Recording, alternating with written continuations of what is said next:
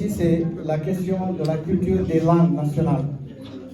Il y a un combat ici en Mauritanie. Aujourd'hui, nous sommes presque arrivés au summum de l'arabisation, parce que l'État veut imprimer une identité unique à ce pays. Et c'est pour cela d'ailleurs que je tenais à parler aussi Pulaar dans mon intervention. Et j'aimerais que le doyen parle Soninké, que d'autres parlent ici Wolof, qu'on parle Hassania, pour montrer que la Mauritanie est diversifiée.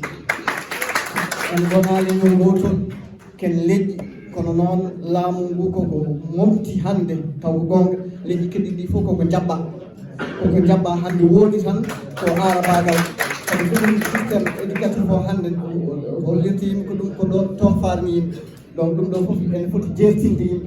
La diversité mauritanienne est en train d'être niée. Il faudrait vraiment que nous nous mobilisions par rapport à ça. Une autre question. Oui, oui, je finis. Il y a les représentants d'Oran qui va parler de cette question-là. Oui, d'accord, j'ai un point important et je finis. L'autre point important, c'est aussi par rapport aux terres. Les terres sont spoliées. On a parlé ici tout à l'heure de quelqu'un qui travaille par rapport à ça, mais les terres mauritaniennes sont spoliées. Et ça nous amène à ce qui a été dit tout à l'heure, je ne vais pas trop m'étendre là-dessus, en disant que nous sommes évidemment solidaires de la Palestine. Nous sommes solidaires, nous ne pouvons être que solidaires parce que la cause palestinienne est juste. Parce que ce qui se passe en Palestine est inacceptable. Mais de la même manière, comme on dit, les mêmes causes produisent toujours les mêmes effets. Ce sont les mêmes causes que nous avons en Mauritanie.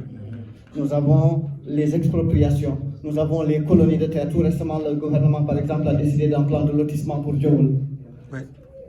Plan de lotissement, c'est une bonne chose en soi. Mais qu'est-ce que ça signifie en réalité? On a vu les lotissements qui ont été faits à Kédi, à Rosso, à Selibabi, dans toutes les grandes villes. On a vu ce que ça a donné. On a des quartiers, des ghettos, en fait. Donc, ces occupations-là, ces expropriations-là, ça va conduire aux mêmes effets qui existent en Palestine. Et évitons-le dès à présent. Donc, c'est ça que je voudrais dire.